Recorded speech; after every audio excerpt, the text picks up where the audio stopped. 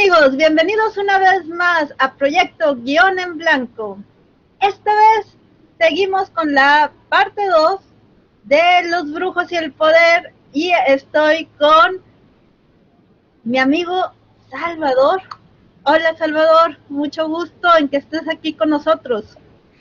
Muchas gracias, Mónica. Buenas noches, buenos días o buenas tardes a todos. Y segunda parte, a ver qué nos trae.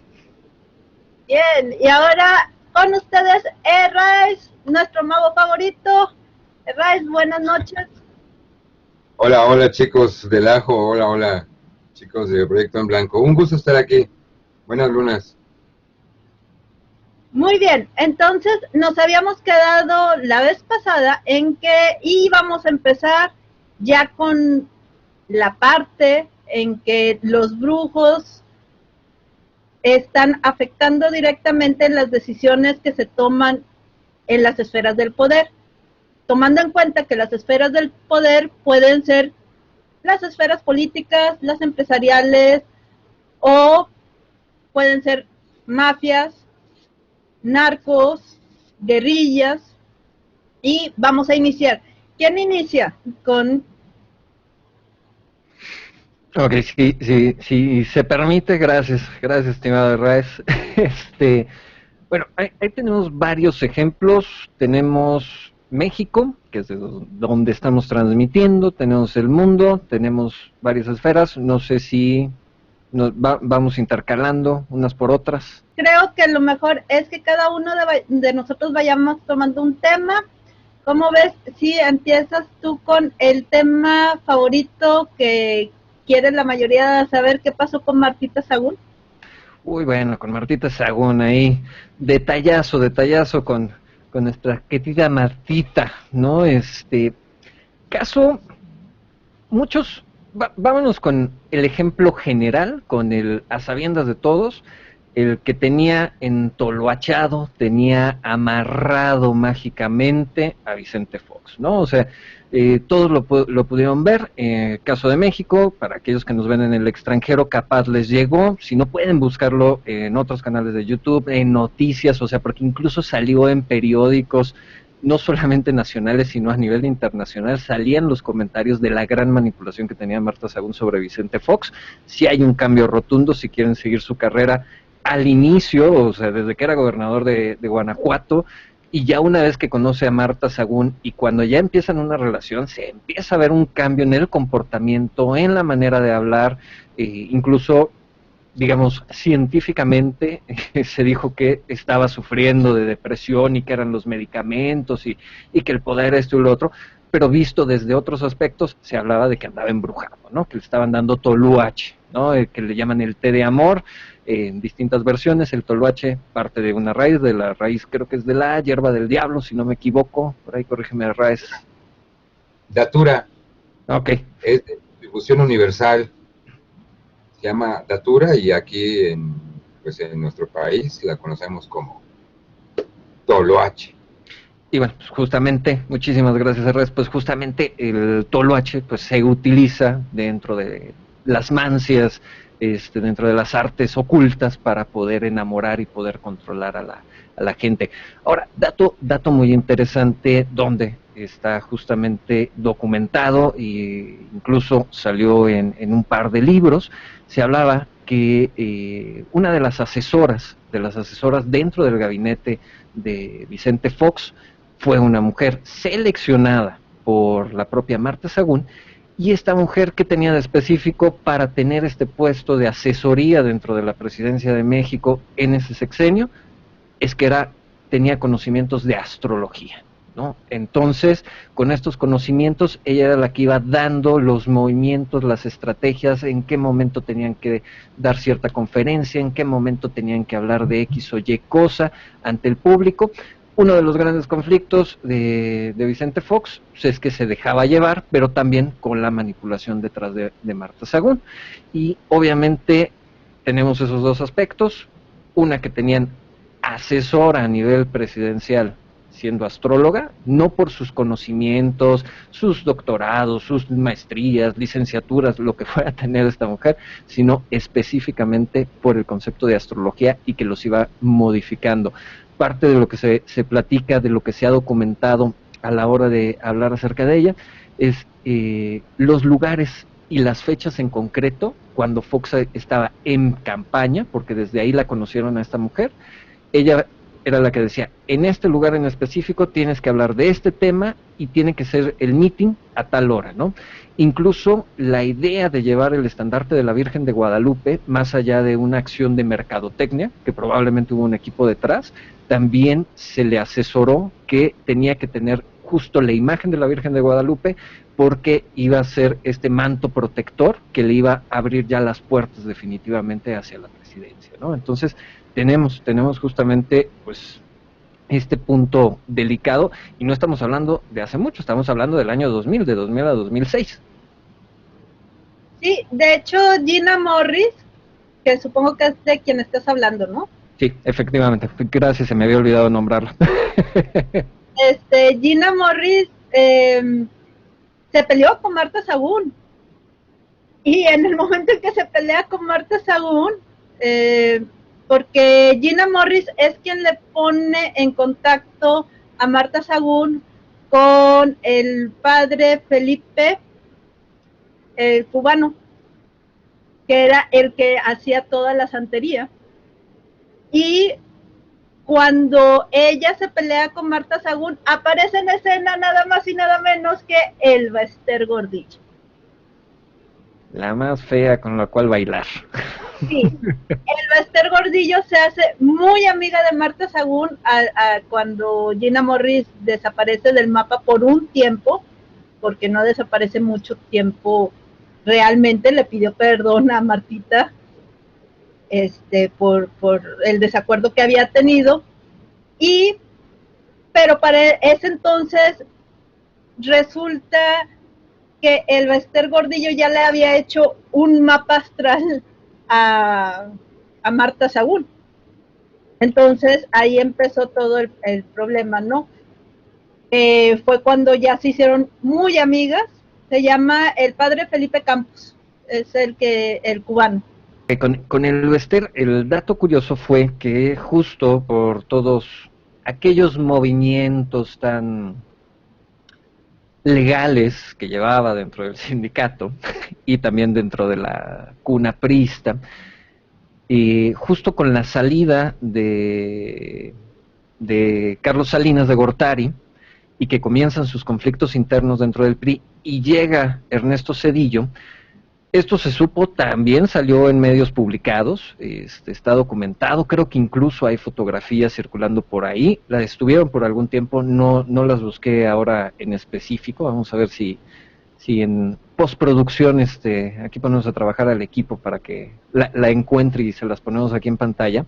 Pero lo que hizo el Ester Gordillo, se fue al África con brujos ancestrales y sacrificó un león. Lo abrió ella directamente, se dice que incluso bebió la sangre del león, y esto para que fuera un ritual de protección, para que justamente Ernesto Zedillo, mientras estuviera en la presidencia, no la tocara. O sea, una protección porque era la siguiente cabeza a rodar, entonces para ganarse justamente 6 años de estabilidad y de protección, hizo este sacrificio, y declarado por gente muy cercana a ella, y ella incluso en algún punto, ya durante el sexenio justamente de Vicente Fox, o sea, el sexenio siguiente, sí lo confesó. Ah, sí. Sí, de hecho está documentado en el libro de José Gil Olmos, donde él viene hablando del sacrificio del león, y se tuvo que poner vivo el león, lo desollaron, y se tuvo que poner la piel del león. Y lo interesante es que el Ester Gordillo era iniciada en la santería, y tuvo que dejar seguir en niveles más adelante, porque ya tenía que utilizar tatuajes. Y eso ya ella ya no quería, entonces, porque como era figura pública no podía tener las marcas. Entonces, sí fue bastante interesante, sobre todo cómo viene narrando esa parte en el libro de los brujos del poder. Mande. ¿Verdad? Una pregunta, ¿viene de esto qué más hicieron con el león? Sí. La grasa, y etcétera. Para empezar, sí, o sea, viene hablando de todo el sacrificio y que al último del sacrificio, ya cuando terminó el ritual, al último del ritual, dicen que el brujo de esa aldea africana se empezó a reír de el Bester Gordillo y le dijo, tú no sabes lo que te va a costar esto. Y el Bester Gordillo dijo, no, pero es que yo ya pagué, creo que pagó $10,000, ¿no? Sí, había pagado $10,000 justamente por el ritual, y que también pues fue parte de la gran polémica que se generó porque pues salió del dinero del sindicato. Y el brujo le dijo, eso fue lo que me pagaste a mí, te falta lo que le tienes que pagar al espíritu del león. Y que ahí también, a posteriori, que también está documentado, pues fue justamente la muerte de su hija, las muertes alrededor de ella, y obviamente pues ya este desencadenante de pérdida de poder, ¿no? Y bueno, nada más déjame agregar, Mónica, que también el Bester Gordillo, parte de, como ya mencionabas, que estaba muy metida en la santería, también estuvo muy metida con la Santa Muerte, y todos estos nichos o todos estos altares que se encuentran en el centro histórico fueron colocados justamente por ella, fueron patrocinados por ella. Así es. De hecho, Marta Sagún empezó en la brujería y en la santería desde que era coordinadora de campaña de Vicente Fox cuando él era gobernador. Inició el ritual que ella utilizó, y esto es dicho ahí Dentro del libro. Dentro del libro, fue precisamente que ella utilizaba tarántulas que las insertaba en la fotografía de sus enemigos y las quemaba viva junto con la fotografía, y que así fue como murieron varios de los colaboradores más cercanos de Fox. Entonces, ahí tenemos el dato. Y nada más para agregarte, Raz, que preguntabas, lo abrieron en Canal a León, le sacaron las vísceras y esta se la untó la propia Elvester como parte del ritual. Y le hicieron los símbolos con la sangre. Y los sigilos, pero no lo quemaron a Dexia León después. Sí, lo quemaron. Sí, por eso. Sí lo quemaron, trituraron los huesos, y lo que se supone que iba a investir de poder a Elvester era la piel de león sangrante. Dicen que cuando... ¿Bebió la sangre? Sí, y creo que el ritual tenía que ser cuando Elvester estuviera menstruando. O sea, eso era claro, parte... para más poder. Sí. Más poder todavía. Sí, porque era la unión de los dos espíritus. O sea, eso ya era el pacto de sangre. Entonces... Pues sí, suena como a magia cuba, ¿no? Totalmente. Sí, dicen que ella fue con el brujo más poderoso del África. Bueno, pero el África es no hay una sola África, ¿no? Suena como a Yoruba. Si no es Yoruba, pues es Angola, porque no suena como a tradición del norte tampoco, ni tampoco del sur. Bueno, yo lo único que sé es, obviamente, cuando uno dice es que es el más poderoso de los que yo conozco, ¿verdad? Exacto. El león es es un arquetipo, ¿no?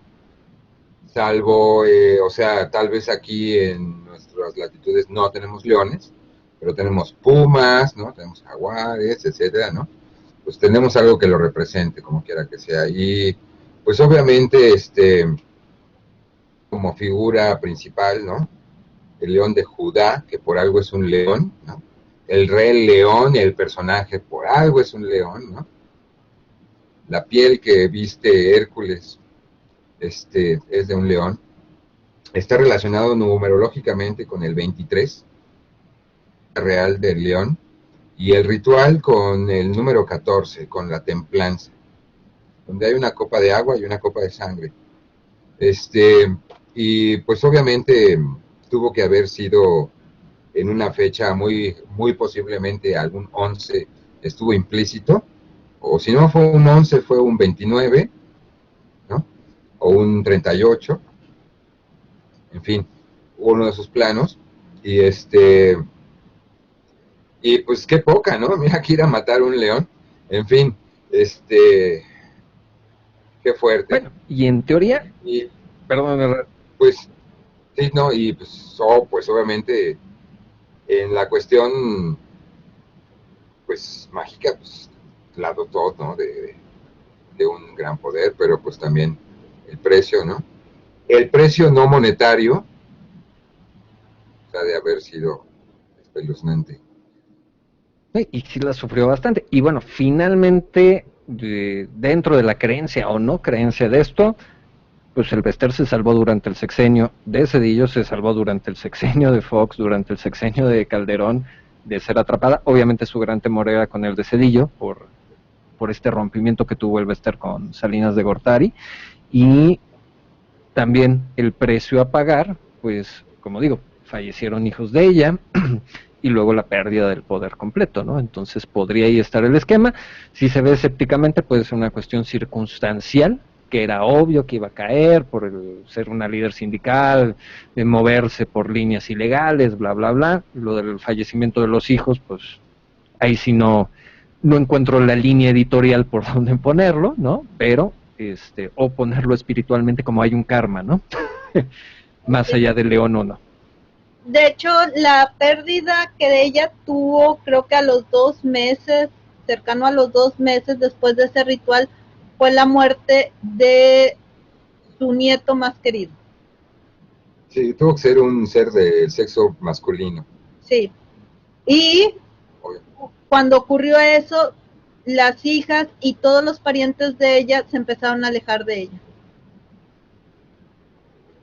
Y bueno, pues hace poco ya ella estando en prisión fue que falleció la última de sus hijas, que estaba como, creo que era diputada. Sí, es que aquí el problema es que se enfrentaron dos fuerzas, ¿qué podríamos decir? De dos brujos, el del África, con la protección de El Bester, que pagó la deuda de sangre al morir su nieto, pero se enfrenta con uno de los grupos más peligrosos que tenemos aquí en México en ese aspecto, que sería el grupo Atraco Mucho. No, y esa ya es magia Illuminati, entonces... Y más también con el Bester, como decía, también dentro de la historia, en algún momento con el programa del Ajo, llegamos a hablar de la Santa Muerte. También la Santa Muerte trae un precio a pagar, ¿no? Y usualmente por mantener la vida de uno es el sacrificio de los otros cercanos. Ok, amigos, no sé si se acuerdan que en un video anterior yo había puesto si era importante o no creer en la profecía de Atlacomulco, en donde ya habíamos hablado de una pitonisa que había dicho que iban a ser 6 gobernadores del Estado de México, que iba a gobernar, y después el sexto iba a ser presidente de la República, y que se había tomado como que ahorita Enrique Peña Nieto es ese sexto gobernante. En ese video también les había comentado que el problema con las profecías, cuando ya estás hablando de una profecía, la profecía tiene 3 partes. La primera es qué es lo que va a suceder, la segunda es el sacrificio que tienes que realizar para que eso suceda, y la tercera parte, lo que va a venir después de que se consuma la profecía. Entonces, suponiendo que efectivamente Enrique Peña Nieto sea el gobernante del que hablaba la profecía, el sacrificio que se iba a pedir era el alma de ese gobernante. Existen diferentes tipos de muerte y existe la muerte física, que es el sacrificio en el que matas a la persona, y ese tipo de asesinato es considerado como el más leve de todos. El asesinato que tiene mayor fuerza es el asesinato del espíritu. Entonces, resultaría que nuestro gobernante Enrique Peña Nieto está perdiendo su alma y está perdiendo su espíritu, y por eso vemos que es tan desastroso todo lo que está pasando y está teniendo pérdida de memoria, está perdiendo sus funciones. Eso es lo que estaría ocurriendo. Al menos perdido traía la tiroides, ¿no? Hace unos meses, según esto. Sí, es que el problema aquí cuando tú matas al espíritu de una persona es como hacerlo un zombie, precisamente. La persona va perdiendo capacidades de razonamiento y quedas a merced totalmente de otra persona, pero el problema es que como ya eres un zombie, ya no puedes ni siquiera aventarte un buen discurso, ya no puedes memorizar, ya no puedes hacer nada más que obedecer órdenes como un sirviente, pero quedas totalmente a merced de otra persona. Sí. Por eso ese asesinato es el sacrificio mayor que existe. De hecho, en la tradición judía, el asesinato del alma o del espíritu es considerado un pecado que no puede ser perdonado, y normalmente se utilizaba para cuando tú pervertías el alma de un niño en la tradición judía. Entonces, sí. No, nada más para 2 puntos también para todos los que nos están viendo. El video, ya meteremos tarjeta aquí para que lo vean, el que habías dicho, y resumen general, la profecía sale en 1942 por doña Francisca Castro Montiel, donde reunió a todas las personas, y justamente lo que ya mencionabas, ¿no? Que iban a salir 6 gobernadores de este grupo, de esta familia, de los Montiel, que entre todos ellos están emparentados, estuvieron todos juntos, estuvo Hank, estuvo Vaz, Jiménez Cantú, Del Mazo, Chaufet, Montiel, y el sexto sería justamente Enrique Peña Nieto, ¿no? Que pertenece también dentro de este mismo círculo de Atlacomulco. Entonces, obviamente la profecía señala a Enrique Peña Nieto, ya todos los demás detalles, pues justamente en tu video, Mónica. Sí, aquí el problema principal es que, de ser cierto lo que me han estado diciendo de que Enrique Peña Nieto nunca quiso ser presidente, tendríamos, y que su tío Montiel fue quien lo obligó a tomar la presidencia de la República. Si esto fuese cierto, tenemos que ha habido en México 2 personas que no han querido ser presidentes. Ernesto Zedillo Ponce de León, que no estaba preparado y no quería ser presidente y tuvo que tomarlo porque lo obligaron, y y sería Enrique Peña Nieto. ¿Qué fue lo que pasó cuando Ernesto Zedillo tomó el mando de México? Como él no quería ser presidente y él no tenía ningún tipo de enlace con los empresarios y con otras personas, él se dio el lujo de darle la presidencia a Vicente Fox. Si él hubiera querido, hubiera podido hacer que se volviera a caer el sistema. O sea, decir, ¿sabes qué? Pero el primero que sale a decir, antes que todos, de que había ganado Vicente Fox, fue Ernesto Zedillo. O sea, fue la primera transición. Si es verdad que Enrique Peña Nieto no quería ser presidente, lo obligaron y entró a la presidencia de esa manera, estamos hablando de que es la segunda transición de México. México debe de pasar por 3 transiciones. Entonces, eso significa que estamos ahorita en lo que le llamaríamos la entrada en ventana de posibilidades. Estamos entrando en el punto crítico de la nación de México para ya la consolidación de México. Así, pues ahí está el detalle y bueno, también pues dándole un poquito de cierre dentro de lo que es México, pues mencionar que tanto, o sea, sobre todo el grupo priista, que también está muy relacionado a la masonería, entonces no sé también qué tanto tenga que ver esos conocimientos esotéricos con estas prácticas mágicas, pero están personajes como Mario Villanueva, Fidel Herrera, Ulises Ruiz, Madrazo, Beatriz Paredes, Francisco Barrios, Ayub, también, por ejemplo, ahí no sé si ya puedas corroborar, mi estimado de Raes, Cuauhtémoc Cárdenas, el propio Andrés Manuel López Obrador, recordemos todos, pues, son experistas, ¿no? Estuvieron dentro de esto. Andrés Manuel sin una creencia per se, pero a él le hicieron, digamos, el trabajo, ¿no? Ahí en Catemaco, que también, recordemos, pues en México, pues una de las sedes principales anualmente para magia, para brujería, pues se realiza aquí, ¿no? Justamente en México, allá en la región de Catemaco. Bueno, aquí para que me mientan la madre de una vez los PGBots, voy a la gran revelación, bueno, no lo he oído anteriormente, pero constantemente me están diciendo esto desde hace 8 años hasta la fecha, de por qué no he hablado de eso, de Andrés Manuel López Obrador efectivamente es una persona no corrupta, es una persona que efectivamente no se ha enriquecido del pueblo mexicano, pero no porque él no quiera, no puede.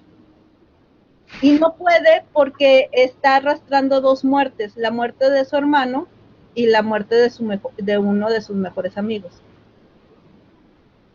Ambos en accidentes, efectivamente, sin querer, cuando él tenía 10 años, mata a su hermano jugando con una pistola, y sin querer, más adelante, jugando en softball, en béisbol o softball, él avienta la pelota contra un amigo suyo y le pegó en la nuca y murió. Entonces, esto vendría siendo parte de lo karmático que él tiene. Y eso está ya hablado por mucha gente, es noticia en internet, uno puede poner ahí muerte del hermano del peje y ahí viene toda la historia y también viene la historia de lo del amigo.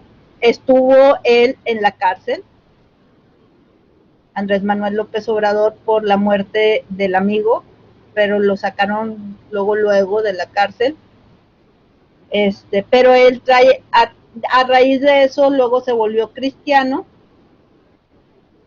y él viene arrastrando precisamente ese karma. Y parte de eso es que él no puede enriquecerse de la manera en que los demás políticos lo hacen. Y ahí es cuando uno dice, bueno, es que no tienes que hacer de la necesidad una virtud. ¿Sí? O sea, no es porque tú seas virtuoso, es que tienes que ser virtuoso. Sí, ya no le dieron opción al respecto.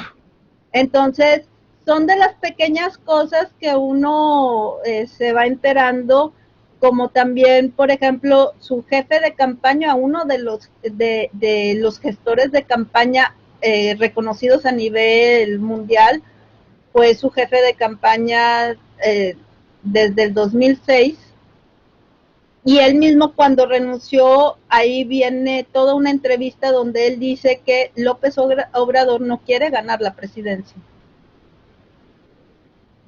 Que quieren que lo sigan, quiere ser un líder, pero no quiere el poder. Y que él mismo se está siempre haciendo que no ganar. Auto boicoteando. Así es. Entonces, eso también es público, lo pueden ver en internet, cuando por eso renunció su jefe de campaña, porque dijo, es que yo nunca voy a ganar contigo, porque tú sabes que una gestoría de campañas, pues de lo que gana es de su reputación de cuántas campañas gané. Claro. Sí, no cuántas perdí. Efectivamente. Entonces, él decía que Andrés Manuel no quería la presidencia, o sea, simple y sencillamente no quería la presidencia, y por eso su discurso ambivalente, de que te perdono, ahora te odio, y ahora te perdono y ahora te odio. O sea, tiene los dos discursos, el conciliador, y de repente se vuelve un guerrero que casi insulta, y tú dices, ¿cuál es tu mensaje? O sea, ¿por qué eres tan ambivalente? Y es un auto boicot. Entonces, habría que por ahí, háganle una limpia, agarran un huevo y le hacen así. Bueno, el caso es que esa es la historia detrás de él, de lo que me contaron a mí. La historia, ahora bien, si nos vamos ya a otras partes del mundo, tendríamos lo que pasó entonces con Hugo Chávez, que, bueno, a ver, Ajo, cuéntanos. Bueno, ahí sí, con Hugo Chávez está interesante la situación, empezando, él siempre, y también es una característica que podemos irnos históricamente, Napoleón, Hitler, el propio Chávez, ya sea historia, el mito inventado a posteriori para engrandecer todavía la figura del dictador, del emperador, ¿no? Pero con Chávez se dice que desde su juventud tenía esta facilidad espiritista para poder canalizar ciertos espíritus, comunicarse con ellos, recibir mensajes. Y la historia se pone interesante con Hugo Chávez, sobre todo cuando comienza todo este movimiento de golpe de Estado. O sea, previo a que él logre la presidencia de Venezuela a través del golpe de Estado, empieza todo este sentido de canalización. Cuando hacen el primer intento de golpe de Estado, él ya llevaba ciertos amuletos de protección, lo llevan incluso a presenciar a grandes generales, él iba seguro, él con una de sus amantes, la hermana de una de sus amantes, era bruja, se dedicaba a la hechicería, no era palera, muchos van a decir, es que estaba dentro de, estaba con los paleros, no, eso ya sería a posteriori, ya una vez que llega a la presidencia de Venezuela, sino que con esta mujer que era una bruja local de allá de Venezuela, y era quien lo asesoraba, le daba los amuletos, le daba todas las características, le da un amuleto que le dice que lo va a proteger, de ser arrestado, pero que sí va a tener que pasar un tiempo en la cárcel, pero que eso va a ser el parteaguas justamente para poder llegar al poder de Venezuela, ¿no? Y sí, justamente llega a la reunión, él llega tranquilo con su amuleto, no le dicen nada y a las pocas horas lo llegan a arrestar. ¿Qué es lo que sucede? Una vez que lo arrestan y está dentro de los calabozos, a él ya se le conocía por esta capacidad de canalización espiritista, y de repente, pues todo este grupo que estaba, digamos, estaba dividido en dos. Entonces lo que propone Hugo Chávez, estando encerrados en el calabozo, es hacer una sesión espiritista. Y estaba junto con, digamos, la otra cabeza, estaba él y la otra cabeza, y tenían que decidir quién iba a dirigir el movimiento una vez que salieran de ahí. Entonces, esto puede verse como manipulación, puede verse como el destino milagroso de la República Bolivariana, pero pues lo que decide hacer Hugo Chávez es, dice, bueno, pues vamos a escoger quién se va a poner de canal porque vamos a invocar a Simón Bolívar, ¿no? Entonces pues todos hacía votación, no, pues Hugo Chávez, ¿no? Entonces Chávez dice, bueno, pues yo lo canalizo. Entonces, entrando en este estadio de mediumnidad, como digo, ahí queda muy interpretable la situación, pues el propio Hugo Chávez, canalizando a Simón Bolívar, dice que el elegido para dirigir esta campaña, para llegar a la revolución bolivariana, era él mismo, ¿no? Entonces todos lo apoyan, pero todos, y de ahí surge justamente no el mito, no la leyenda, sino la realidad de la silla de Bolívar, la silla vacía que siempre había en todas las reuniones, porque el propio Hugo Chávez decía, pues ya lo he canalizado, Bolívar es mi asesor personal en esta campaña, en este gobierno, y de ahí se empezó a dar justamente esta tradición de poner en todas las reuniones importantes una silla vacía, que era la silla de Simón Bolívar.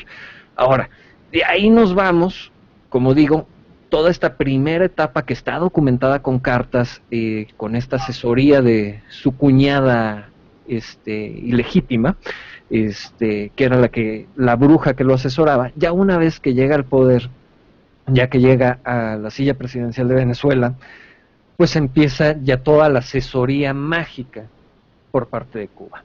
Obviamente también es visto desde dos aspectos, visto desde la propia magia y visto desde la parte del espionaje de Fidel Castro manipulando y teniendo informantes dentro de la propia Venezuela, ¿no? Que es cuando ya entra con el grupo de paleros, con esta magia mucho más oscura que la santería, porque ya con los paleros es trabajar con los muertos, esclavizar a los muertos y utilizarlos para conseguir los objetivos, ¿no?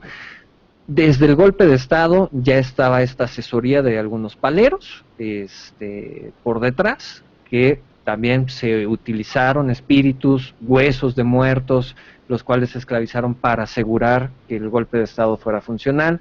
Ya una vez puesto en poder, pues justamente llega uno de los sucesos más escalofriantes y que también puede tener explicación conspiranoica o puede tener explicación esotérica, que es el exhumar los huesos de Simón Bolívar, pero ahí te paso el balón a ti, Mónica.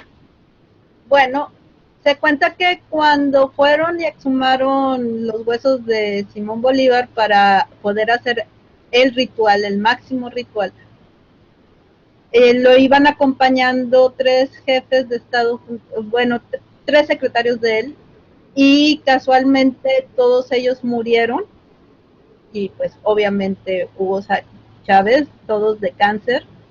Por ahí uno dijeron que había sido de otra enfermedad, pero en realidad se piensa que fue de cáncer.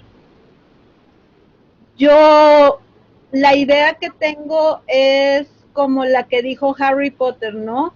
En la de la piedra filosofal, cuando encuentran que están asesinando a un unicornio, a los unicornios, y dice Hagrid, el guardián de los bosques, que hay cosas tan sagradas y tan puras que la persona que beba de su sangre adquirirá un gran poder, pero una gran maldición.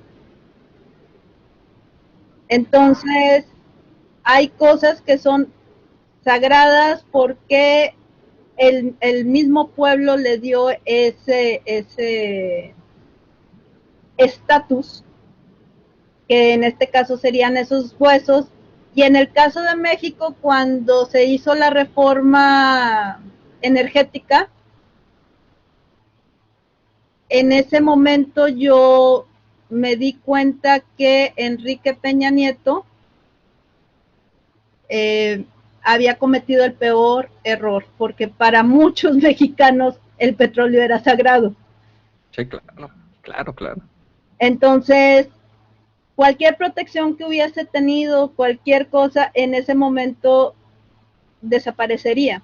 Que sería algo así como que un presidente de México agarrara y quemara lo que sería lo de la Virgen de Guadalupe. ¿Te imaginas qué pasaría? No, bueno, o sea, más allá de si hay poder místico o no, la rabia colectiva por la simple creencia del pueblo mexicano hacia la madre guadalupana, ¿no? Sí, o sea, pierdes totalmente la capacidad de dirigir al pueblo. Sí. Vamos ahora con Erraiz, para que nos platique ahora del otro lado del charco qué pasa con las monarquías europeas. Erraiz. Es una gran historia, ¿no? Una larga historia, ¿no? Que se pierde entre la verdad, el mito, la conspiración también.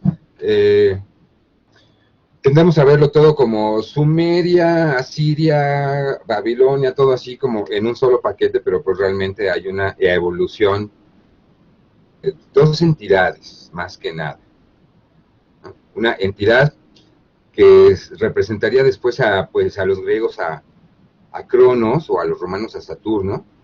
No hablo del planeta, sino de una entidad, ¿ok? Y pues pide a Saturno. ¿Qué es lo que devora Saturno? Saturno devora a sus propios hijos, ¿no? Saturno se encargó de no tener ni padres ni descendencia, de alguna manera, ¿no? De no tener más hermanos. Castró a su padre Urano, ¿no? Para que Urano, que era conocido por los sumerios como Anu o como An,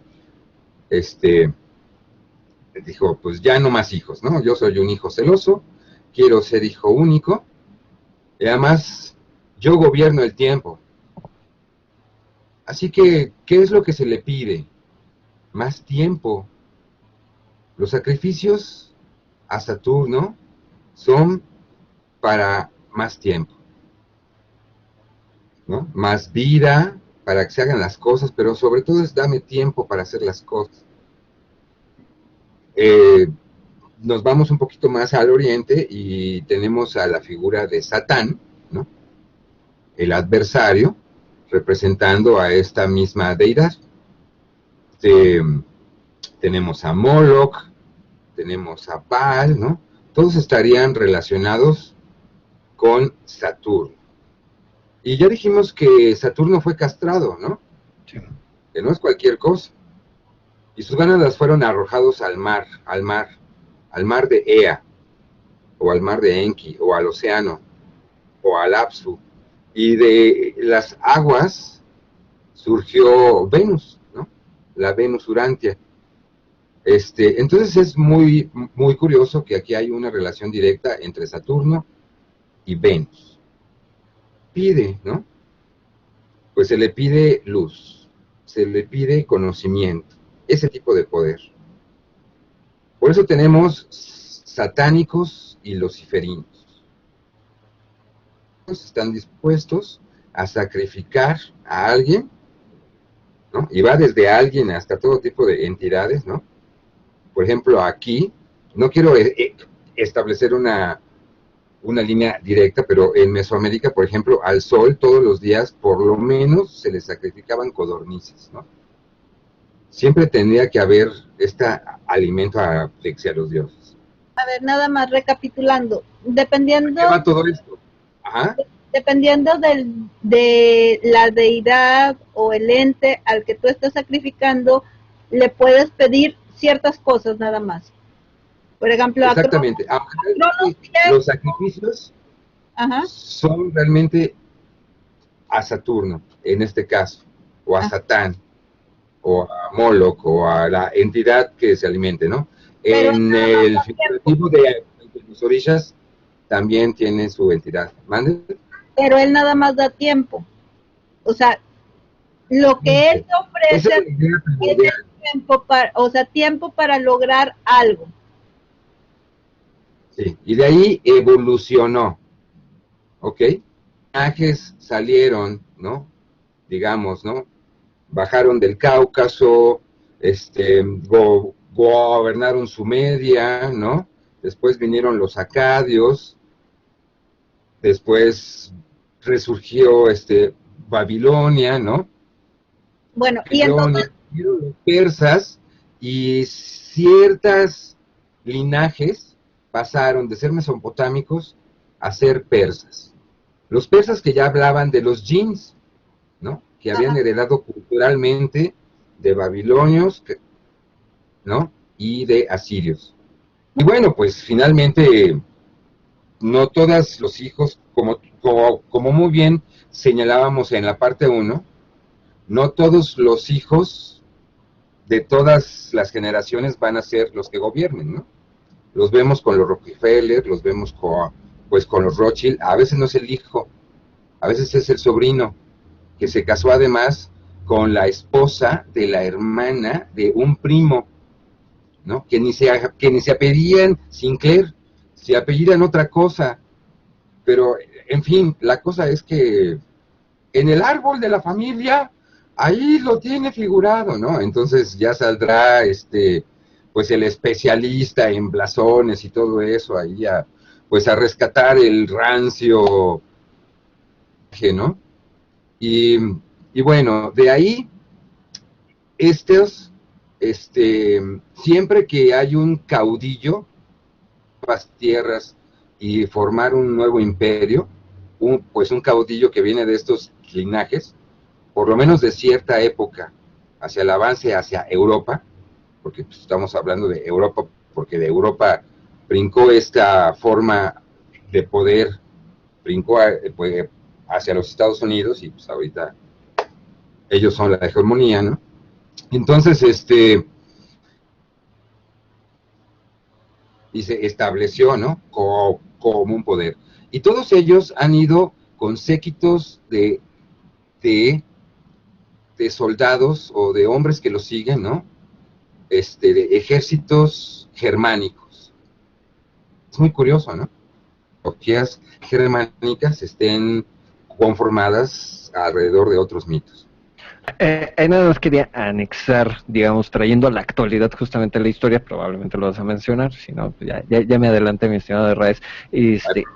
Justamente la parte que decías germánica, imagino no es el germánico alemán per se, sino de la región germánica, pero mucho de lo que se platica hoy en día, que la propia reina de Inglaterra es alemana o viene de raíces germánicas, desde la Alemania, y que la propia familia Bush también está emparentada con la familia de la reina de Inglaterra, y que son germanos también, o sea, traen este linaje, ¿no? Y que los apellidos se fueron cambiando, sobre todo por lo de la Segunda Guerra Mundial, pero bueno, ya te dejo continuar, nada más quería mencionar eso. Toda la razón. Y a eso era, ¿no? Ellos vinieron con toda esta gente de las Germanias, ¿no? Y invadieron prácticamente Inglaterra. Todos como la Orden del Dragón y lo Dragonistarum, etcétera, ¿no? También están incluidos. Tan es así que la conquista de los anglos sobre los britones está simbolizada, ¿no? Un blanco, un Kingu Babar, que domina a un dragón rojo, que es precisamente pues el símbolo de la isla, ¿no? En la bandera de Gales todavía ves al dragón rojo, y el dragón blanco, ¿no? Tiene este linaje real, ¿no? Y domina al dragón rojo. Ahí tienes una base de poder, ¿no? En donde además hay cierta ritualística, ¿no? Tienes el registro 332 de la Gran Logia, ¿no? Que es dada al Skull and Bones. Nada más y nada menos, ¿no? Que es también que sigue los ritos de San Cristóbal, ¿no? Sale con su calavera, sus libros, sus huesos, etcétera. Entonces la misma bandera pirata, es lo mismo, ¿no? La misma magia, pues, egipcia, de que te vas a morir y vas a renacer, y etcétera, y te tienes que humillar, y tienes que sacrificar a alguien, etcétera, ¿no? Y así como Ruba, ¿no? Como en la santería y muy posiblemente en el vudú y en el candomblé y en el palo y etcétera, ¿no? En esta otra variedad de magia, ¿no?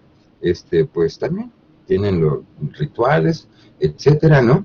Está un poco basado en la misma invención de la masonería. La masonería no es lo mismo que la cábala. Hablando sobre los sacrificios que se dan, hubo uno muy sonado en España que fue el caso de las niñas de Alcácer. Juan Ignacio Blanco fue uno de las personas que estuvo investigando, de hecho perdió su trabajo, ya no lo contrataron más ni como forense, porque él era investigador forense, ni como participar en radio ni en televisión, porque él era una de las personas que era especialista en casos de ese tipo. A las niñas las mataron. Se supone que existe un video snoop,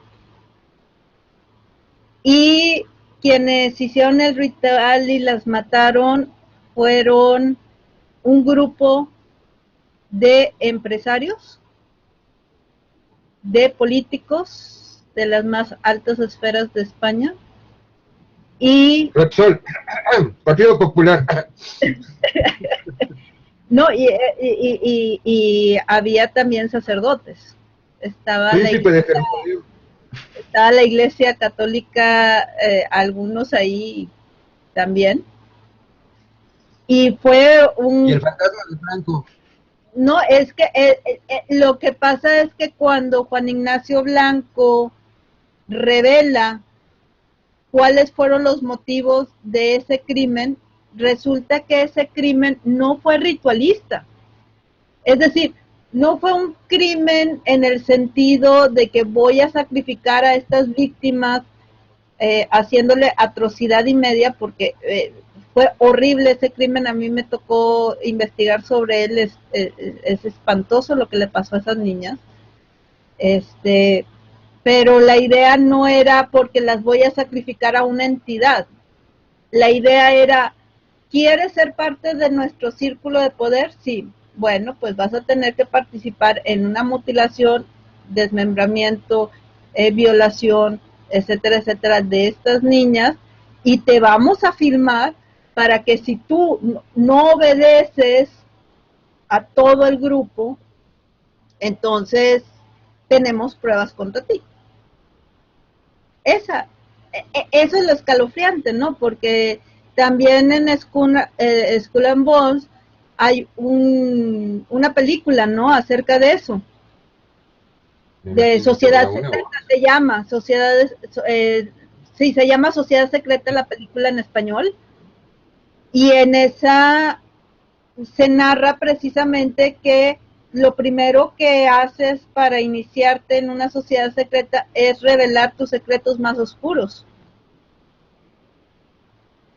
Y la razón de que tú reveles esos secretos y tu vida sexual y cosas muy íntimas, porque es la manera de que ese grupo pueda controlar. Claro. Entonces, no necesariamente los rituales en lo que viene siendo un sacrificio o rituales de sangre sea también porque crean en una entidad, sino que es una forma de chantajear a las personas. Sí, pero al final es un ritual de poder. O sea, sí. Por el poder, para el poder mismo. ¿Me sí. explico? O tal vez las personas que han contado esa parte de la historia no sepan que son los tontos útiles de algo más. Claro. ¿Sí me explico? Muy posiblemente. Sí, que te pueden decir, no, bueno, es que la tienes que matar o le tienes que hacer esto porque tienes que demostrar lealtad al grupo, y en realidad eres el tonto útil que está haciendo un sacrificio a una entidad. Y al final, cuando sabemos que siempre que se utiliza magia y siempre que dentro de la magia hay un ritual de sangre, tienes que pagar tú, o sea, la persona que está haciendo el sacrificio tiene que pagar algo a cambio de lo que se le está pidiendo a la entidad. Pues bueno. Aquí ya nos quedamos con esto de, entonces, ¿funciona o no funciona? Bueno, pragmáticamente hablando, a ellos sí, por lo menos, ¿verdad? A ellos sí. ¿Podríamos concluir eso?